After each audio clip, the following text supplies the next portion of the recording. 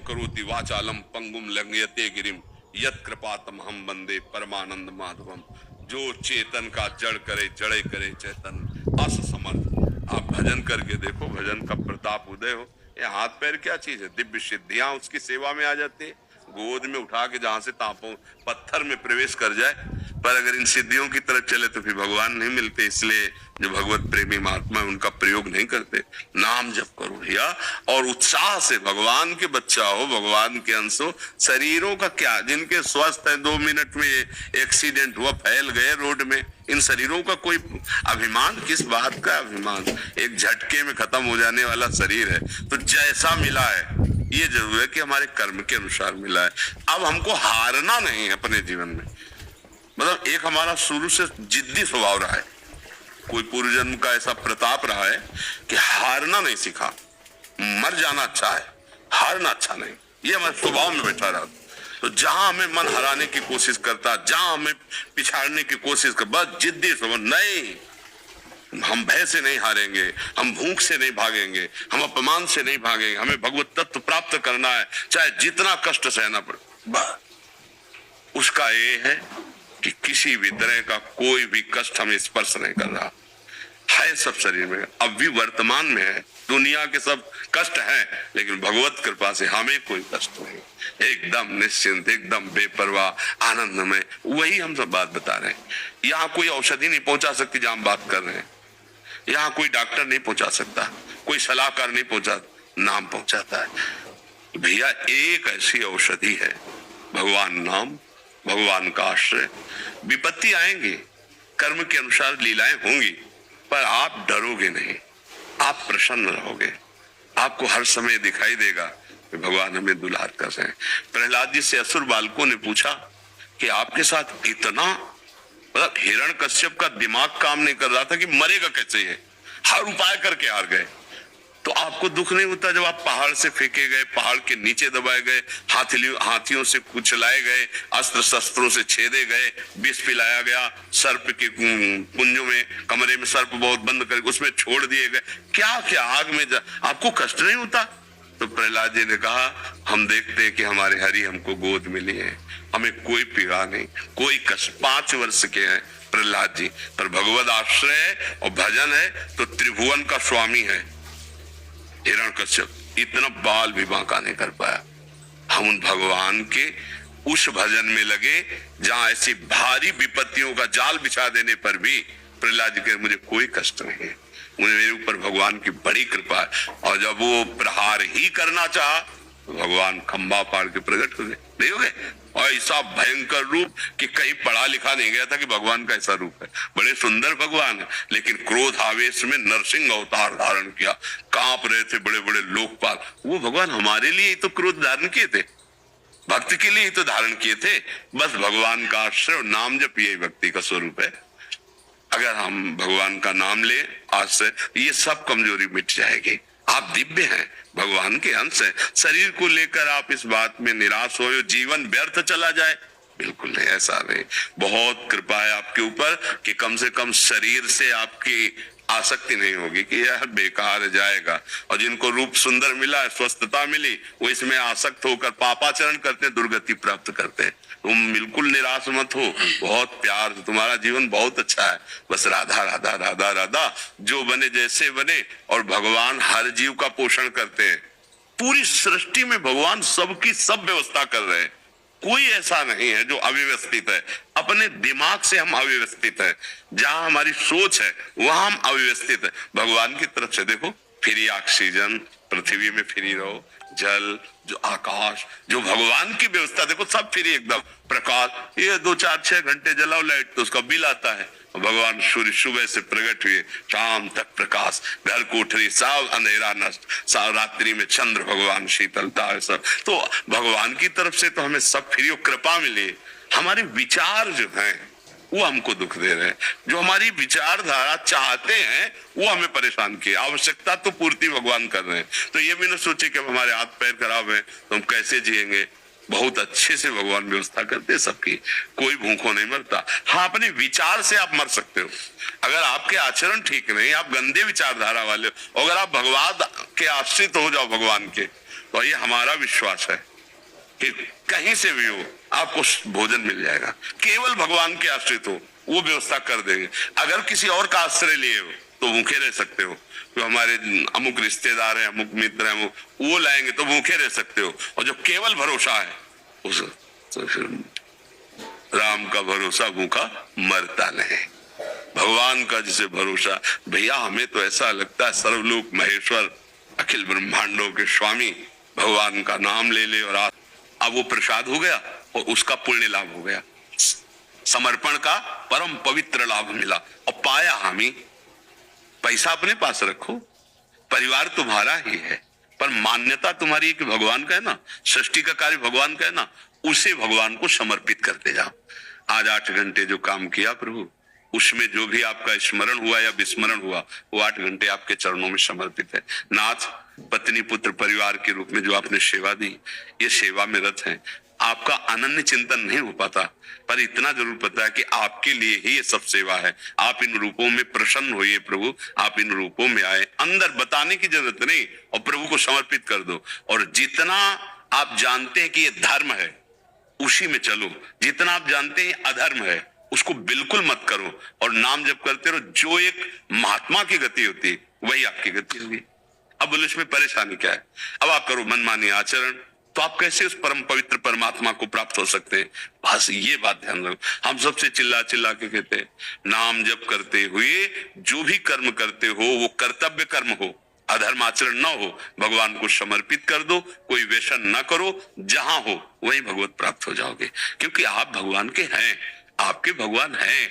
ये बात समझने के लिए आपका अंतःकरण पवित्र चाहिए। अब ये गंदे आचरण इतने चल गए हैं कि मतलब ये 4 दिन की चांदनी, इसके बाद जो अंधेरी रात आएगी फिर तुम्हें समझ में आ जाएगा। कल के सत्संग में विदुर जी महाराज कह रहे हैं कि ऐसे लोगों की आयु नष्ट हो जाती है जो शराब पीते हैं, मांस खाते हैं, बेविचार करते हैं, किसी को विश्वास दिला करके कि आप हमारे मित्र हो, आ जाकर इतना विश्वास, और उनकी पत्नी के साथ फिर दोष वृत्ति रखते हैं। ऐसे लोगों की आयु नष्ट हो जाती है, श्री नष्ट हो जाती है, श्री माने वैभव, और उनका सुकृत नष्ट हो जाता है, अकाल मृत्यु को प्राप्त होते हैं।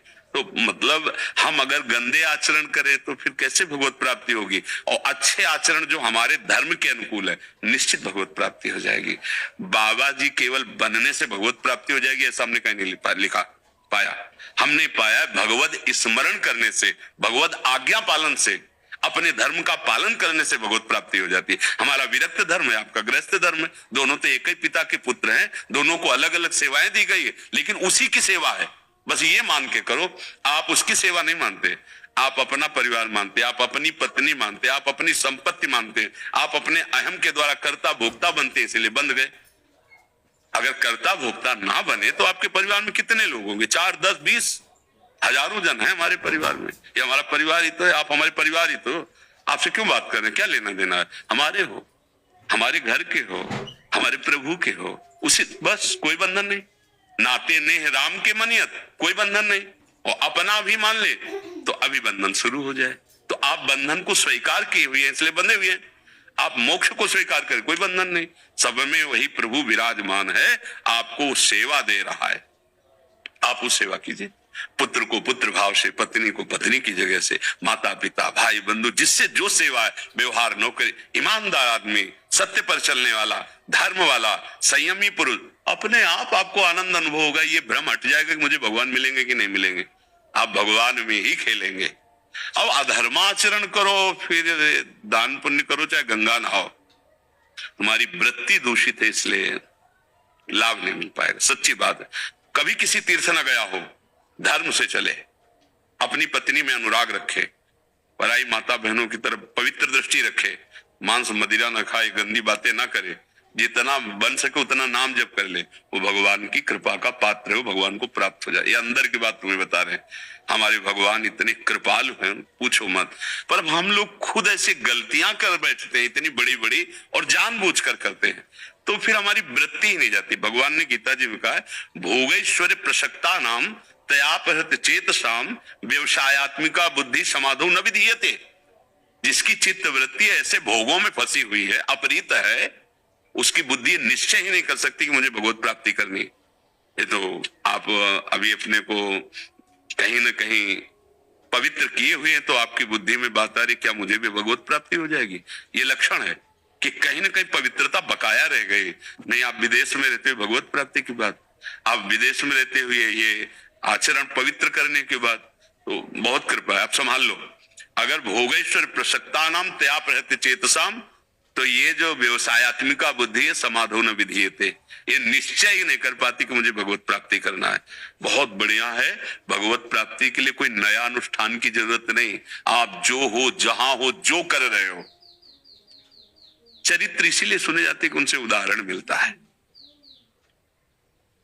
अगर हमारा भजन चल रहा है, हमसे कुछ गलतियां भी हैं, तो अब नाश नहीं होगा, ये बात समझ लीजिए। अब ऐसा नहीं होगा कि छिन्न भिन्न हो जाए। अगर थोड़ा भी भजन है, मतलब न्याय करने में न्यायाधीश को, एक राजकुमार थे राजा के, तो संत संग के प्रभाव से वैराग्य धारण करके घर से निकल पड़े और बचपन से भजन करते। जब यौवन अवस्था में प्रवेश हुआ तो एक दिन किसी वृक्ष के नीचे पड़े हुए थे, तो अचानक वहां राजा की सवारी आई। तो देखा कि उनका राजवैभव, सब सेवाएं, दासियां, सब।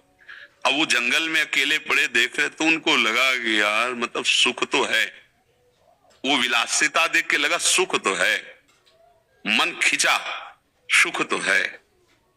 अब वो विरक्त हो चुके थे, अब वापस लौट नहीं सकते, पर ये बात अंदर बैठी रही कि सुख तो है, इसको काट नहीं पाए।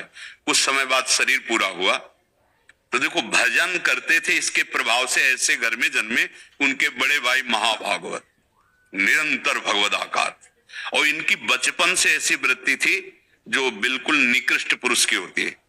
सुख तो है, ये वृत्ति होने के कारण धीरे से उनका जो संस्कार वो राजकुमार से हो गई, मित्रता, अब वही सब करना जो राजकुमार करते हैं पूरा। पर एक बात थी, वो अपने भाई को भगवान मानते थे, क्योंकि भजन करते और वो विरक्त होकर भ्रमण करते, जब कभी आते तो चरणों में साष्टांग प्रणाम करते और लज्जा से झुक जाते कि एक भाई तो ऐसा और मैं ऐसा। पुरुष का संस्कार था ना। एक दिन बड़े भाई ने कहा, कोल्ह जी ने, कोल्ह जी का ना, कि भाई जहां तुम लगे हो ना, मेरी बात मान लो, दुर्गति पक्की है, क्योंकि तुम जो आचरण कर रहे हो मैं सुनता हूं, मैं जलता हूं कि आप मेरे भाई हैं, एक ही माँ के उदर से निकले, चलो हमारे साथ आज द्वारिकाधीश के दर्शन करने चलो। तो उनका जो आ गया, वो अपने बड़े भाई को भगवान मानते थे। ये पूर्व भजन का प्रभाव, संत को कोई भगवत भाव से मान ले, जो आ गया, तो उसका कहीं पतन तो हो ही नहीं सकता। अब द्वारिकाधीश के दर्शन कर ले गए, तो बड़े भाई ने पद सुनाया प्रभु को। छोटे भाई से कहा, सुना? तो उनका, हम तो स्त्रियों की सुंदरता के गीत गाते रहते राजा के, राजकुमार के साथ, पर एक पद सुना। तो ठाकुर जी की ब्रज लीला का सौंदर्य रूप ठाकुर जी का जे गाया, तो द्वारिकाधीश जी बोल पड़े, वाह वाह वाह। पूरे सब दर्शनार्थी चकित हो गए और अपने निजी अंग सेवी से कहा कि वो जो पीछे खड़े गा रहे हैं उनको जाके प्रसाद, ये माला, ये सब दे दो। हो गया, और उनका कि ये प्रसादी माला, बोले हमें नहीं भेजाओ, भैया को भेजाओ, हमारे जो बड़े भाई जन्म से विरक्त हैं, भजनानंदी हैं, महाराज में तो इनकी कृपा से यहाँ आया हूं, मैं आने लायक नहीं हूं, मैं बहुत नीच हूं। और आंसू आ गए उसके। उनका नहीं, उन्होंने आपका नाम लेके कहा और कहा है कि जो इनके पीछे खड़े हैं उनको दे जा करके। अब वो हाथ मिले और अंदर से रोना आया कि कहा मैं इतना नीच अधम आचरण करने वाला, और कहा आपकी कृपा, आप जानते हैं कि मेरा जन्म कैसे जा रहा है, कुछ है सुख उसने यहाँ भ्रष्ट कर दिया था, और जो भजन हुआ था उसने संग दिया भक्त भाई का। अब देखो उनके हृदय में तो दैन्यता आई और भाई के हृदय में जलन हो गई कि बचपन से भजन कर रहा हूं, मुझे तो दिया नहीं, और ये हम जानते हैं कि सब करता है जो संसारी आदमी करते हैं, और इसको प्रसाद दिया। मतलब भगवान, अब तो जीना मुश्किल, जिसके लिए हम वैराग्य लिए थे, जिसके हम थे, उस समुद्र में जाके कूद गए कि आत्महत्या कर लेंगे, अब हमसे जिनके हम हैं वो हमको तो दिया नहीं, और इसको हम जानते इसके आचरण। समुद्र में जे ही कूदे तो द्वारिकाधीश के पार्षद पकड़े और द्वारिकापुरी, दिव्य द्वारिका में।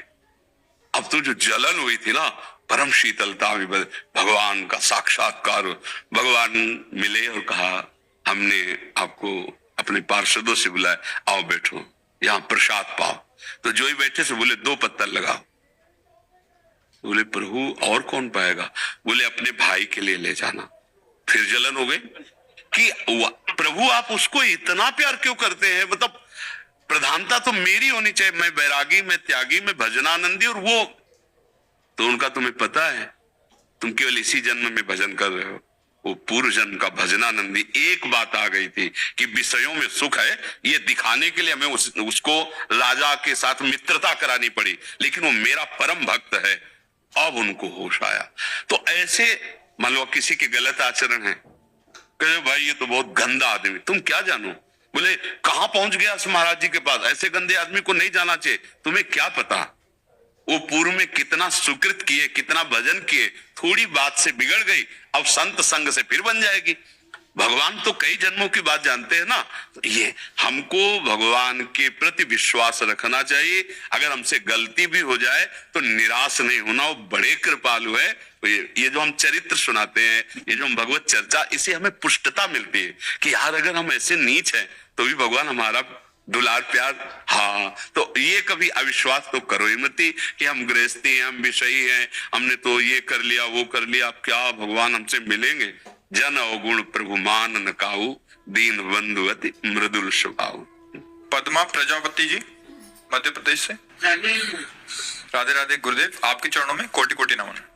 महाराज जी 1 वर्ष से आपको सत्संग सुन रही हूँ और मैंने आपको गुरु रूप से स्वीकार कर लीजिए। महाराज जी आपके कहे अनुसार राधा नाम का नित्य जप करने का प्रयास करती हूँ। गुरुदेव एक विडंबना है कि गीता में साफ साफ लिखा है कि कर्म का फल भोगना ही पड़ेगा, और इसका उदाहरण हमने महाभारत में भीष्म पितामह जी के मृत्यु के समय देखा। श्री कृष्ण जी गीता में कहते हैं कि तुम मेरी शरण में आओ, मैं तुम्हें सभी पापों से मुक्त कर दूंगा, और आप भी कहते हैं कि राधा नाम जब से सभी पाप नष्ट हो जाएंगे। तो महाराज जी भीष्म पितामह जी को दोष मुक्त क्यों नहीं किया, जबकि वो भगवान के अनन्य? कुछ भगवत स्वरूप ईश्वर कोटि के महापुरुष स्वयं लीला करके हर बात को प्रमाणित करते हैं। तो जैसे भगवान के श्रीमुख से निकला है कि अवश्य में वो भोक्तव्यम कृतम कर्म शुभाशुभम। तो भगवान और भीष्म जी, ब्रह्मा जी, धर्मराज जी, भगवान शंकर जी, ये इतना भी अंतर नहीं है। नारद जी जैसे ना, ये महाभागवत जो 12 महाभागवत है, ये साक्षात भगवान के ही अवतार हैं। तो एक एक शब्द का प्रमाण मिलता है। अवश्य में भोक्तव्यम, तो बोले भीष्म जैसे महापुरुष को भी भोगना पड़ा। अहम तो हम सर्व पापे मोक्ष श्यामी मां सुचा, तो वैश्यागामी बिलो मंगल जी, इसी जन्म में जगत पूज्य बिलो मंगलाचार्य जी। घोर वैश्या जो पापाचरण करती है, रंगनाथ जी भगवान ने सर झुका दिया और मुकुट पहनाए उसके। एक प्रसंग आपको बताते हैं, हमारे गिरिराज जी का ही है। श्री कृष्णदास जी महाराज अधिकारी जी वल्लभाचार्य भगवान की शरणागत, और श्री नाथ जी के श्रीअंग सेवा में वो कुठारी पद में थे। तो ठाकुर जी के पास संपत्ति की तो कमी है नहीं, तो उनकी भोग सेवा, वस्त्र सेवा, आभूषण सेवा आदि के लिए आगरे जाते थे। श्रीनाथ जी यही विराजमान थे, गिरिराज जी में ही प्रकट हुए ना, तो वहीं आज भी स्थान है, और वो इस समय नाथ द्वारे पे विराजमान है श्रीनाथ जी, हमारे ही वृंदावन के ब्रज के ठाकुर जी हैं। तो आगरे गए कृष्णदास जी, तो देखा एक नवीन अवस्था की वैश्या नृत्य कर रही है, और लोग ऐसे रुपए जैसे, तो वो उसके पास जाती है, हाव भाव प्रकट करती, और वो संत थे कृष्णदास जी। वो ऐसे देखे, जब भीड़ इकट्ठा होती तो लगता क्या हो गया, तो वहां गए तो देखा वैश्या नृत्य करे, नवीन अवस्था की वैश्या। बहुत एकाग्रता से देखा, इतनी हाव भाव, इतनी मधुरवाणी, इतना सुंदर नृत्य, ये तो हमारे लालजू को रिझा सकती है। तो उस समय 100 मुद्रा निकाली ऐसे, बाबा जी 100, वो तो अधिकारी है, देखते ही तो नजदीक आ गए, दिया क्योंकि भेष वांग उनका, हमारे अगर जहां हम टिके हुए हैं वहां तुम आओ, तो जितनी मुद्रा कहोगे हम देंगे, हम आपसे बात करना चाहते हैं। तो जैसे आपकी आज्ञा, आप कहाँ टिके, हमें अपने परिकर से वहां गए। उनका कि आप इस राग में गाइए, आप इस राग में गाइए। वो बड़ी प्रवीण थी, गाया। उनका मेरे एक बादशाह है, मैं उनका एक गुलाम हूं, तुम्हारे परिकर को जितना कहोगे मैं यही संपत्ति दे देंगे, साथ नहीं चलेगा, आप चलोगे और आप अकेले मेरे बादशाह को रिझाओगे, और रिझा लिया तो वो प्राप्त होगा जो तुम्हें कभी कोई नहीं दे सकता। ये नहीं बताया कि भगवान के सामने। तो उसको लगा कि बादशाह के सामने नाचने का अब कोई संशय नहीं था, क्योंकि स्वर्ण मुद्राएं सब दे रहे थे, तो कोई साधारण आदमी तो दे देगा नहीं स्वर्ण मुद्रा। इसका मतलब बादशाह की बात पक्की है। अपने परिकर को भेंट दी कि आप हमसे मुक्त, और उस वैश्या को साथ लेकर कृष्णदास जी लौट आए। अपनी कुटिया के बगल में पर्ण कुटी बनवाई। अब लोग निंदा करने लगे कि देखो इतने बड़े संत होकर ऐसा वैश्या को लाए हैं। राधा कुंड, श्याम कुंड, नक्सरा कुंड, सब कुंडों में स्नान करवाया, और पद, ये पद गाना है। और जितना तुम चातुर्यता पूर्वक हमारे बादशाह को लुभायमान कर पाओ, जैसे तुम लोगों को लुभायमान कर रहे थे, बिना हम करेंगे, रीझ हो जाएंगे और भेंट तत्काल मिलेगी। बस आप चलो। ले गए, श्रीनाथ जी के सामने खड़ा किया और कहा ये मेरे बादशाह है, आप इनको। तो जो पद बताया था, पूरा पद वैसी भावभंगियां बताई थी। अब परम पावन गिरिराज जी के दिव्य कुंडों का स्नान और महापुरुष का संकल्प, और ठाकुर जी से कहा हम आगरे से जो चीज लाते हैं वो आप स्वीकार करते हैं, चाहे भोग की हो, चाहे आभूषण की हो, चाहे वस्त्र की हो। तो आज ये एक भेंट लाए हैं, आपको स्वीकार करना है। पद गा के जीव ही जैसे बादशाह को किया, ऐसी मुद्रा में तो देखा आगे कोटि कोटि मनमथारी ललित त्रिभंगी मुरली मनोहर ठाकुर। तत्काल प्राण निकल गए, तत्काल प्राण निकल गए, निष्प्राण होकर गिर गए। बोले ठाकुर ने भेंट स्वीकार कर ली। अब बोलिए, जो वैश्या है, अभी कोई साधना नहीं हुई, भगवान के शरणागत भक्त की बात मान ली, और वो भगवान के सामने भक्त का संकल्प और भगवान की कृपा क्षण में परम पद को प्राप्त हो गई। ये जो ईश्वर, जैसे सनकादि, ये ब्रह्मबोध संपन्न महापुरुष है, इसमें इनमें कहीं काम क्रोध का लेस भी नहीं है। हर समय दिगंबर रहते हैं, कोई वस्त्र नहीं। 5 वर्ष की अवस्था, प्रतिपल निकलता रहता हरिशरणम हरिशरणम, लेकिन जय विजय रोक देते हैं। इन्होंने साफ दे दिया, राक्षस भाव के लिए जाओ, 3 जन्म के लिए दैत्य हो जाओ। ये भगवान की लीला होती, वो अपने आप से अपने आप में खेल रहे। सनकादि, जय विजय और भगवान इतना भी अंतर नहीं है। हरि स्वरूप होकर जय विजय विराजमान है, हरि स्वरूप होकर सनकादि, अब वो लीला उनको करनी नहीं। सनकादि में क्रोध आदि नहीं। एक जन्म की क्या बात, कुछ क्षण तन्मयता पूर्वक भजन कर ले तो भगवान उसको निश्चित निष्पाप कर देते।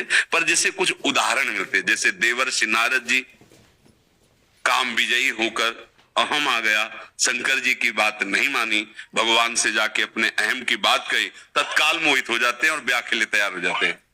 ये भगवान के 24 अवतारों में नारद जी हैं। क्या उनमें काम है क्या? नहीं। वो हमें करके बताते हैं कि ऐसी स्थिति में भी यदि आपको अभिमान आ गया तो आप गिर सकते हैं। ये नहीं है कि ये काम में गिर गए तो कौन बचेगा। पढ़ो, ठाकुर हरिदास जी नौजवान हैं, एकांत कुटिया है, हरे कृष्ण भगवान नाम जप कर रहे हैं। वो वैश्या 9 युवती आई और उस धनी ने कहा था अगर गिरा दो तो जितना कहोगे पैसा देंगे। 3 दिन आई और स्वयं नाम जप करने लगी, कुछ फर्क नहीं पड़ा हरिदास पर।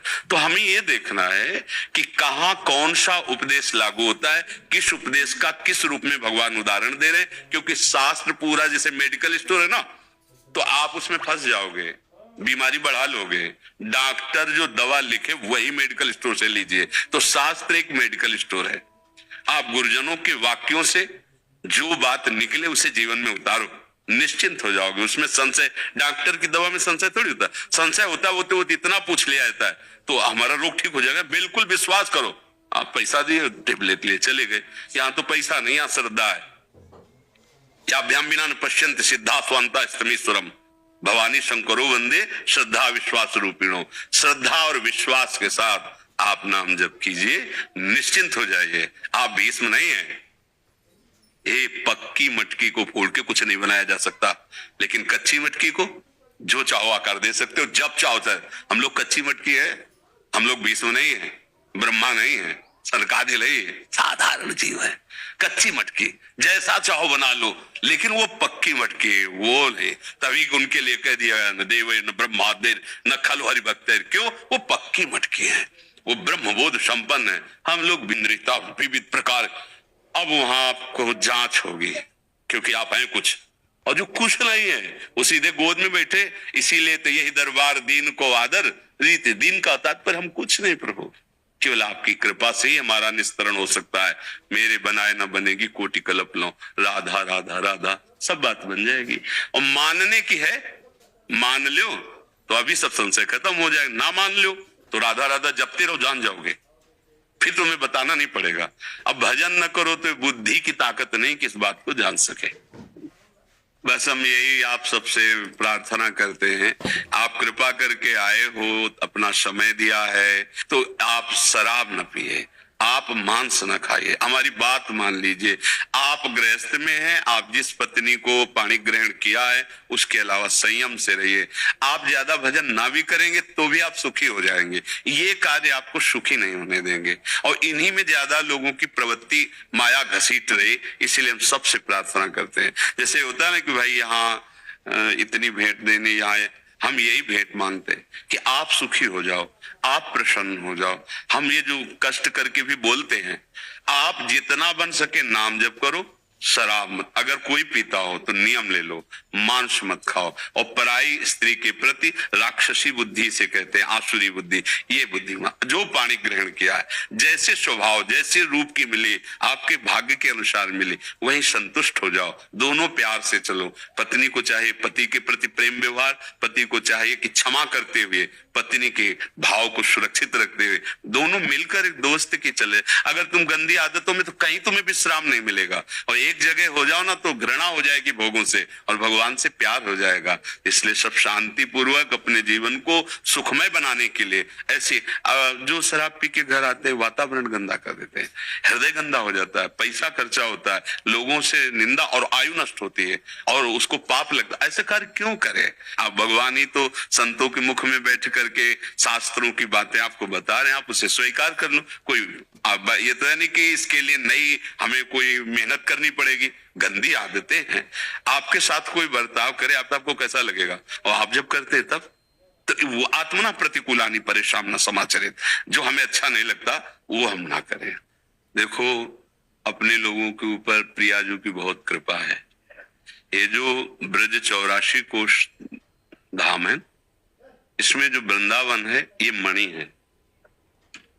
जैसे मुकुट होता है ना, और मुकुट और फिर मणि, हम कई बार चर्चा कर चुके हैं। हमें गर्व करना है, जो लौकिक गर्व है वो पतन का कारण होता है, जो भागवतिक गर्व है वो हमें प्रेम प्रदान करता है। जैसे विठल विपुल देव जी, हमारे माई श्यामा, ये हमारा हृदय जो है ना गर्वित होना चाहिए। हरिराम व्यास जी का, हमसे श्यामा जू के बल अभिमानी, हृदय में मेरी महारानी श्री राधा भगवत रसिकी महाराज आचार्य चरण श्री हित महाप्रभु जी, राहो को काहो मने दिए, मेरे प्राणनाथ श्री श्यामा शपथ करो तृण छे। स्वामी जी महाराज कह रहे हैं, स्वामी जी के मुख से श्यामा कुंज बिहारी कुंज बिहारी कुंज बिहारी, रात दिन कुंज बिहारी रीज रीज पायन भरत। श्री हरिदास के स्वामी श्यामा कुंज बिहारी रीज रीज पायन, ये हमारे गर्व का विषय है। हम ब्रज वृंदावन रज का सेवन करने वाले और इन महापुरुषों के कहलाए हम। एक बार हम भिक्षा मांगने गए तो बिहारी जी के गोस्वामी पढ़कर बोले, देखो री बाबा जी आए हो राधा वल्लभ जी को दीजियो। हमें रोना आ गया, ये मुझ अधम का संबंध प्रभु से। देखो राधा वल्लभ जी को बाबा जी आए हुए, मतलब ये बात सोच सोच के हमारा हृदय फूल। तो हमें इस बात का गर्व करना है कि हमें जो आचार्यों की शरण, स्वामी जी महाराज वो रस जो ना आगमों में है ना निगमों में है ना पुराणों में, ब्रह्म ऋषि मोक्ष सुख, और ये रस मोक्ष सुख त्यागी, जो मोक्ष सुख का भी त्याग, जितना भी वेद प्रतिपादित साधन सब प्यारी जू के नूपुरों की झनकार मात्र है। जिनके नूपुरों की झनकार से प्रणव प्रकट हुआ है, उसी प्रणव को ब्रह्म स्वरूप का अनुभव कर, नूपुरों की झनकार और नख तेज मणि, सारा वही बहुत वेद शास्त्र पुराणों का वहीं से है। श्यामा जू हमारी है। हमारे हृदय में ये बात बैठ जानी चाहिए यह जोरी अविचल वृंदावन, नाहिन आन सुकाज। ये शब्द बहुत कठिन है आगे वाला, नाहिन आन सो। हम लोग ये तो कह देते हैं हमारे माई श्यामा जी को राज, पर ये पूर्ति नहीं कर पाते। यह जोरी अविचल वृंदावन, नाहिन आन सो। ये यही हम फेल हैं। ये बात तो हम बोल सकते हैं हमारे माई श्यामा जी को राज, लेकिन ये बात जो अधूरी है, इसलिए वो रंग नहीं ला रही। जो हमारे माई श्यामा जी को राज से रंग आता है ना, वो तभी आता है नाहिन आन सो। जैसे मीरा जी कह रहे हैं, मेरे तो गिरधर गोपाल